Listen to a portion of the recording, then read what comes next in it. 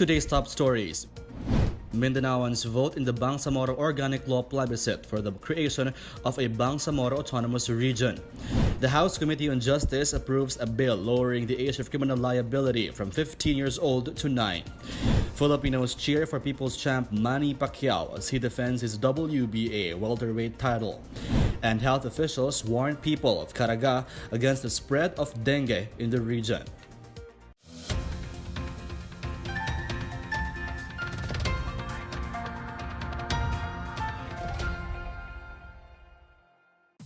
Good day, I'm Pia Rosas Morato. And I'm William Theo. Welcome to the PNA Newsroom. Filipinos in Mindanao voted today in the plebiscite for the Bangsamoro Organic Law. The government expects a peaceful exercise despite ongoing inclement weather. Rom Dulfo has the story. Over 2 million people in Cotabato City, Isabela City in Basilan and ARMM voted on the first day of the Bangsamoro Organic Law plebiscite on Monday. Actually, I'm Police Chief Superintendent Marine Pacquiao, the Deputy Regional Director for Administration and Autonomous Region in Mindanao. Ako ang Area Supervisor ng Dihulano del Sur. So, since yesterday, inikot ko lahat ng municipalities ng del Sur. Naka-in-place naman properly ang ating security. So, hanggang ngayon, wala tayong naging problema. Another round of voting on February 6 was set for those in Lanao del Norte and North Cotabato areas. The BOL, if ratified, will create a new region with greater autonomy, replacing the 29-year-old autonomous region in Muslim Mindanao. MILF Chairman Alhaj Murad Ibrahim says if the yes vote wins, among the priorities under the new autonomous government are education, health, social services, and infrastructure. He says the group's combatants are ready to decommission a third of all of their firearms immediately after the Bangsamoro Law is ratified. However, if the no vote wins, MILF will still continue to struggle for the implementation of the peace pact with the government. President Duterte led the campaign for the ratification of the BOL and urged the people to vote for it to end a decade-long conflict in Mindanao and bring development and progress in the area. For the PNA Newsroom, I'm Rom Dulfo. The Commission on Elections or preparation for the May 13 midterm elections are now 90% complete. COMELEC spokesperson James Jimenez says the remaining 10% is composed of the printing of over 60 million ballots, election accountable forms, among others. The start of printing of the official ballots is likely to be delayed by a couple of days. Jimenez says Saturday's mock elections in 60 precincts all over the country are proceeding smoothly. Among the problems noted were the low turnout of voters and those who cannot find their names in precincts. Digos City in Davao del Sur was the first area to transmit its election results a few minutes after the polling precinct closed at noon. 3 areas in Quezon City, Manila, and Taguig simulated the actual 12-hour voting period in the May polls. 40-year-old Manny Pacquiao stepped into a boxing ring in Las Vegas for the first time in nearly 3 years and showcased a vintage performance in his return. Pacquiao successfully retained his World Boxing Association welterweight championship with a brilliant victory against Adrian Broner at the MGM Grand Arena on Sunday. Playing in his 70th professional bout, Pacquiao showed that he can still compete with a brilliant stint. The 29-year-old contender refused to back down as he tried to fight back in round 4. Pacquiao, however, showed more aggression and speed and almost knocked down Broner in a few seconds. In the end, Pacquiao won via unanimous decision. Malacanang congratulated Pacquiao on his latest victory and for making Filipinos proud once again. The Armed Forces of the Philippines also praised Pacquiao for showing the heart of a true champion. Malacanang expressed its condolences to the family of the late Henry C. Sr., founder of the SM Group. President Rodrigo Duterte personally extended his condolences to the C family at the business magnate's wake at the Heritage Park in Taguig City. Presidential spokesperson Salvador Panelo described C as a visionary and a pillar of the economy. He also recognized C's contributions to the Filipino culture. Meanwhile, the Nagkaisa Labor Coalition hailed C as an inspiration to workers. The Trade Union Congress of the Philippines also thanked him for creating jobs for thousands of Filipinos. Sy is known as the richest in the Philippines from 2005 to 2018 and the 52nd richest in the world. His business grew to become one of the largest companies in the country with 70 mall branches in the Philippines and 7 in China. Sy died in his sleep last Saturday morning at 94 years of age. Malacanang condemns the killing of a former fiscal in Cebu, and the DNR is set to issue notices of violation to establishments caught polluting Manila Bay. More on these and other news around the metro from Joyce Cudis. Malacanang expressed outrage on the murder of former Cebu City Assistant Prosecutor Mary Ann Castro. The palace ordered the PNP and NBI to look into the matter and see if there was an oversight that took place despite the election gun ban. Castro was reportedly gunned down by motorcycle riding assailants on January 17. In Colombia, 140 Filipinos are safe from Bogota blast. The terror attack killed 21 people and injured others. Colombian President Ivan Duque described the blast as a terrorist act. On the other hand, the DFA expressed condolences to Colombia and the families of those who perished. In Manila, the DNR will issue notices of violation against the establishments polluting Manila Bay.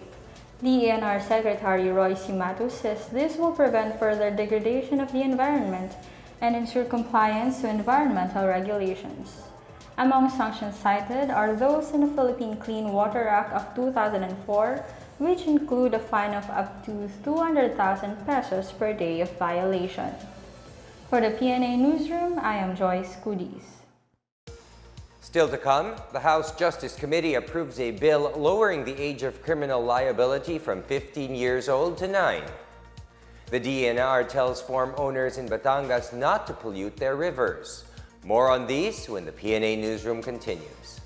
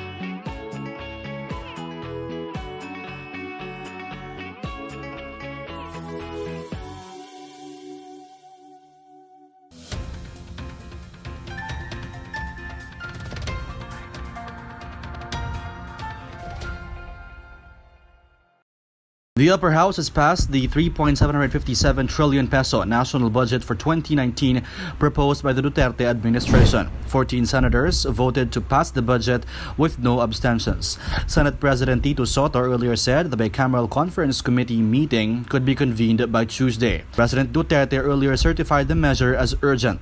The Senate has already terminated the period of interpellations on the 2019 national budget last week. For the PNA Newsroom, I'm Rom Dulfo. Authorities have expressed desire to help the parents of a UST student who went missing after supposed immersion with farmers last December. Police Chief Oscar Albayalde advised the family to coordinate with police personnel in searching for 18-year-old Risa Divine Kamingawan. Albayalde said this incident only validates their belief that some students are being recruited by communist rebels to join them in toppling the government. The Armed Forces of the Philippines also extends help to find the missing legal management student.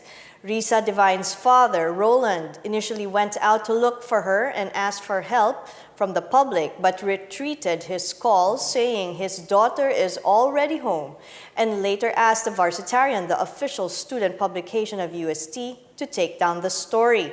On January 19, Luisa, the mother, refuted Roland's statement, clarifying that their daughter is not yet back with them. She said her daughters would sometimes exchange messages with her, but she is not sure whether it is really her daughter she is talking to. The League of Filipino Students earlier confirmed Risa Divine's participation in the immersion. The House Justice Panel approved today the bill that may send to jail child offenders as young as 9 years old. The panel approved the substitute bill lowering the age of responsibility for children from 15 years of age to 9. Under the said bill, children will be referred to as children in conflict with the law rather than criminals. These children will also be placed in reformative institutions instead of jails. The move happened after a closed-door meeting with House Speaker Gloria Macapagal-Arroyo, who committed to push for the passage of the measure. President Duterte has blamed the existing law on juvenile offenders for the rise in criminality. He says criminal elements allegedly exploit children. Meanwhile, Senate President Vicente Soto III and Minority Leader Franklin Drilon filed similar measures, but these remain pending.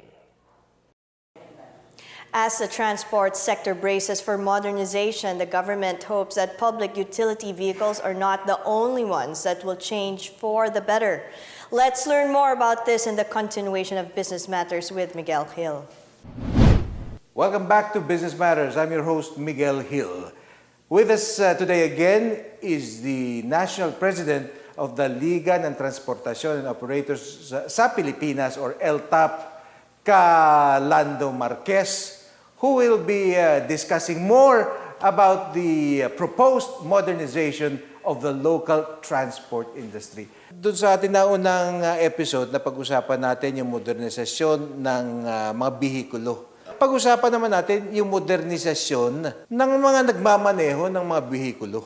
Kasi kahit na magara na yung mga sasakyan, air condition na yung mga sasakyan, kung yung dating asal na kung mailulusot ilulusot. Hindi na pwede dahil unang-una ho, ang rekomendasyon natin po sa Department of Transportation, maglalagay na tayo ng mga designated loading and unloading area. Di ba meron na nun, hindi lang nasusunod? Ang aming rekomendasyon, kasama na po pati traffic enforcer po dito. Kasi kaya ho, yung mga violator natin na driver, ay ganon ang kanilang asal dahil pinababayaran nung mga nangungutong na traffic enforcer. Ibig sabihin nyo ba hanggang sa ngayon yung mga kotong-kotong dyan sa mga kanto-kanto namamayani pa rin o tuloy-tuloy pa rin? Nagbago lang yung sistema dito, Sir Miguel, dahil dati ho ay sobre ang inaabot daw linggo-linggo. Pero ngayon ATM na. Aba, high-tech na. Ngayon pag binisita yung ATM at walang na-withdraw, todas ka. Paano natin itataas ang kalidad ng ating mga tsuper? Kailangan kasi ho ay dumaan sa tamang schooling. Kung baga sa ikaw ay magiging teacher, dumaan ka sa pag-aaral ng maging teacher, di ba? Kung gusto mong maging inhinyero, dumaan ka sa pag-aaral ng inhinyero kung gusto mong maging engineer. Ito kasing nangyayari sa atin, ito ay hindi natin pang-i-small sa ating mga kababayan na mga OFW. Pagbalik dito, ang trabaho niya doon, kasambahay. Di ba? Pagbalik niya dito, operator ang gusto niyang trabaho. Mali po yun. Kasi ho, hindi akma. Kailangan kung gusto niyang maging operator, maging driver, mag-aral ka muna. Ang pangkaraniwang private na driver, katulad natin, siguro nung bata pa, mag-aaral sa driving school. Pero ang professional driver, palagay ko, kumbaga kailangan mas mataas ang antas ng pinag-aralan. Tama po. May schooling na po yun. Kaya nga, lagi kong sinasabi, Sir Miguel, kung yung mga driver sa ngayon, nakasing edad ko, senior citizen na tayo, yun ho ay karamihan, out of 100% nakasing edad ko na driver, graduate yan sa Atras Abante University. Di ba? So, mga kababayan, ako po ay humihingi na kaagad ng paumanhin sa inyo. Kaya nga ho, ganyan po ang style natin at ganyan ang problema natin sa kakalsadahan dahil nga, okay, hindi kasi sapat yung penalty lang na nalalaman na para hindi mag-violate eh. Kasi, may sakit kasi na hindi nagagamot itong mga tsuper. Letter T ang umpisa. Anong tawag doon? Ang tawag namin doon, tanga. Minsan, nagtatanga-tangahan. Mahirap yung yun. Saan sila makakapag-enroll, ika nga, para matuto? Yung pong aking ginawa ho, ay sinadmit ko sa Kongreso yung study po nito. Magtatayo ng driving academy. Gaano katagal naman pag-aaral dyan sa inyong vision? Nandyan na ho ang ating TESDA. Pinirmahan na po ni Secretary Mamonjong yung libro, yung Pinoy driver. Ito po yung gabay sa pagmamaneho. Yun po ay International Standard Traffic Regulation na po ang nandoon. Sa panahon ng pagbabago, change, ika nga, anong maasahan nila? Unang-una ho ay tayo po ay hinihimok natin ang ating samahan at ang ating gobyerno na kailangan ho sa ganitong pagbabago, kailangan magkaroon tayo ng malawak na public information dissemination. Para po maintindihan ng ating mga operator, mga driver, mamamayan, ano ba yung programa? At number 2, mayroon bang pondo niyan? Maraming salamat sa iyo, Calando Marquez, National President ng LTOP. That was part 2 of our episode on the modernization of the local transport industry. For Business Matters, I'm your host, Miguel Hill. Have a nice day. Over 80,000 residents in Albay are ordered to evacuate as the province anticipates heavy torrential rains brought by Tropical Depression Amang. Mandatory evacuation was imposed in villages threatened by flooding and landslides. Albay Governor Al Francis Bichara likewise suspended Monday classes in all levels in public and private schools as a preemptive measure. Over 200 villages in Albay are flood-prone areas, while 99 villages are landslide areas. Tropical Depression Amang made landfall over Siargao Island, Surigao del Norte on Sunday night. Pag-asa says Amang will bring moderate to heavy rains over CARAGA, Northern Mindanao, Eastern Visayas, Catanduanes, Albay, Sorsogon, Masbate, Bicol Region, Surigao del Norte, and Dinagat Islands. The DNR warns farm owners in Batangas against polluting rivers.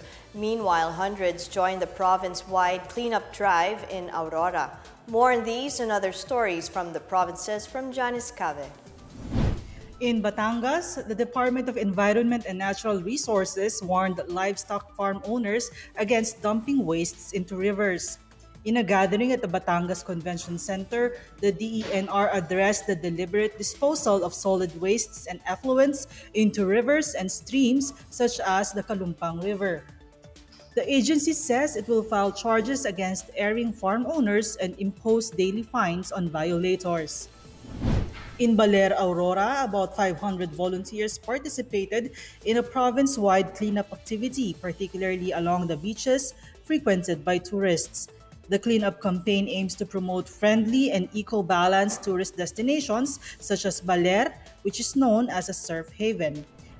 In Cebu, Archbishop Jose Palma says that 2 years from now, the city will celebrate the 500th anniversary of the First Mass.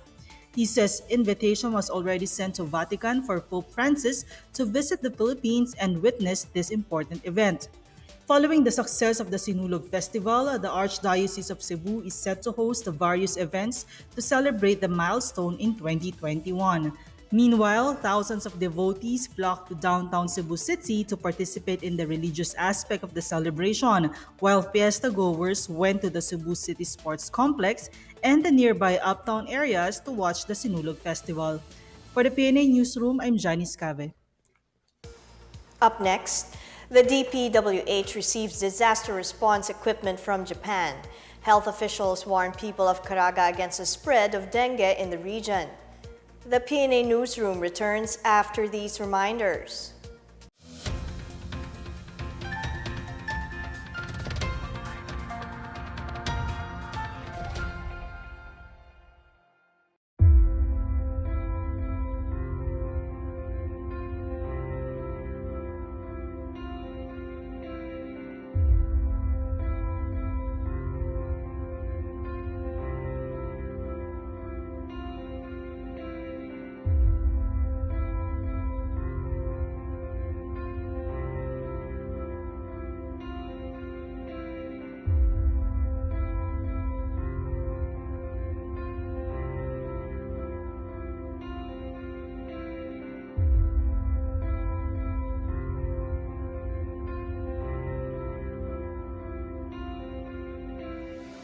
visit sometimes a week before or days before nag-pay out. Then, coordination po through phone, text, and call sa MSWDOs and focals kung ano po yung schedule nila, kung prepared na po yung payroll, ganon, ano po yung setup nila.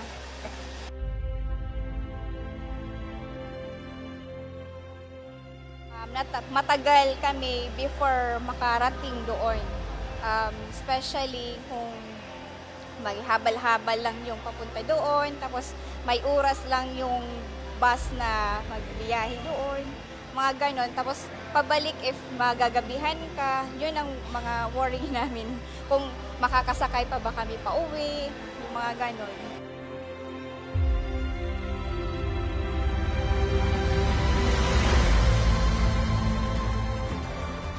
Nakakapag-antig ng puso ba na nagsiserve tayo ng mga senior citizens.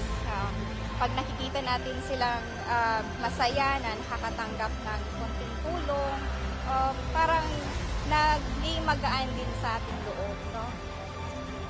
Parang fulfilled na po ako pag nakikita ko po yung mga seniors na masaya. Yun lang po.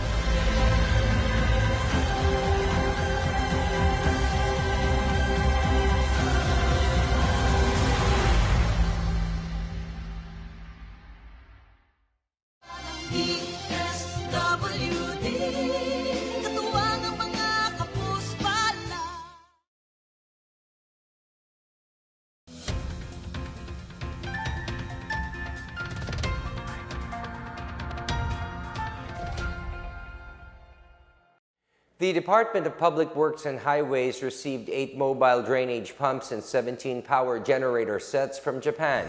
DPWH Secretary Mark Villar accepted the equipment from Japanese Ambassador to the Philippines, Koji Haneda, in a turnover ceremony in Pasig City. The donation worth 54 million pesos will be used to enhance disaster response in regions 1, 2, 5, 6, 9, 10, 12, and the National Capital Region. The pumps will be used to address inland flooding in major urban centers. The DPWH also received floodlight units, which will allow emergency response and work repairs after natural disasters. The DPWH previously received 8 mobile drainage pumps from Japan 5 years ago. In our foreign news, Andry Rajoelina was sworn in as Madagascar's president on Saturday at Mahamasina Stadium in the capital city of Antananarivo. Rajoelina was declared on January 8 by the High Constitutional Court as winner of the presidential election with 55% of the votes. In his national address, Rajoelina says Madagascar has become a model in democracy and that the people will always be victorious in the economy, social, and cultural sector. Part of his agenda is to create industries in all the 6 provinces to equalize development throughout Madagascar. The inauguration ceremony was attended by delegations from 35 countries and international organizations. In sports, Yosuke Saruta became the new one strawweight champion in the first one championship event for 2019. Saruta defeated Team Lakai's Joshua Pasio via split decision at One Eternal Glory in Jakarta, Indonesia, Sunday morning. Despite the crisp strikes from Pasio, Saruta's aggression gave him the nod of 2 of the 3 judges for the contest.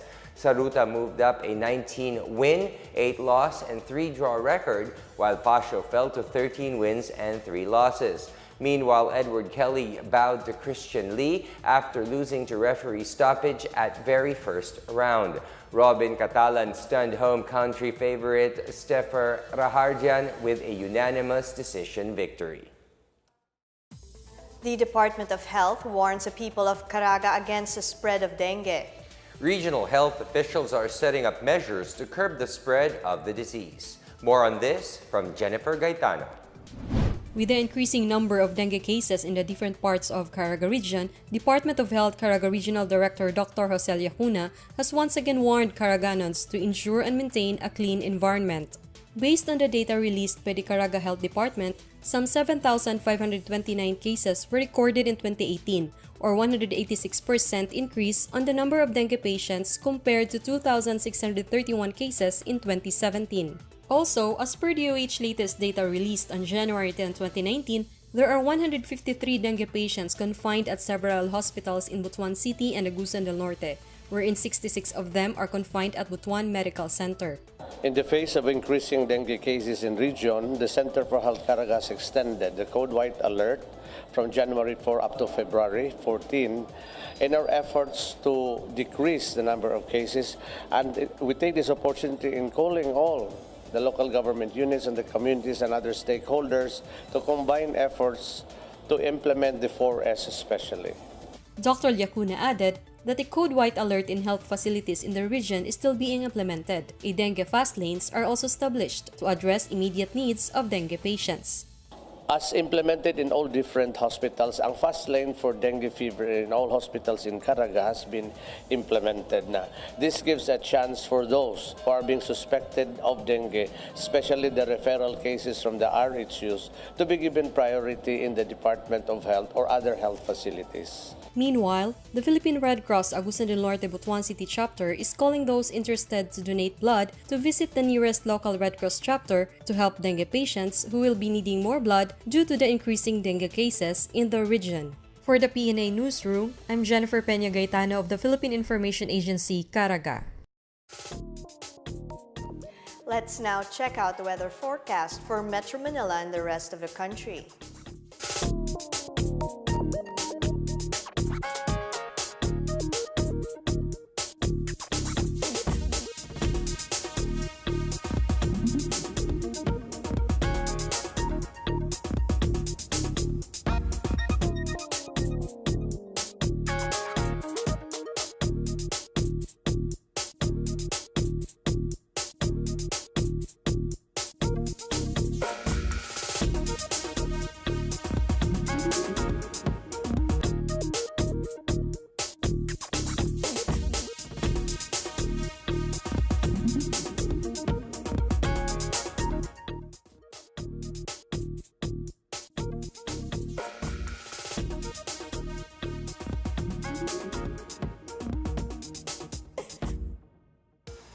Let's take another look at today's top stories. Mindanaoans vote in the Bangsamoro Organic Law plebiscite for the creation of a Bangsamoro Autonomous Region. The House Committee on Justice approves a bill lowering the age of criminal liability from 15 years old to 9. Filipinos cheer for People's Champ Manny Pacquiao as he defends his WBA welterweight title. And health officials warn people of CARAGA against the spread of dengue in the region. Thank you for watching another edition of the PNA Newsroom. To check out these and other stories, visit the PNA website or follow the Philippine News Agency on Facebook and Twitter. For more stories about the government and how it serves the Filipinos, look for these hashtags in all of our social media platforms and websites.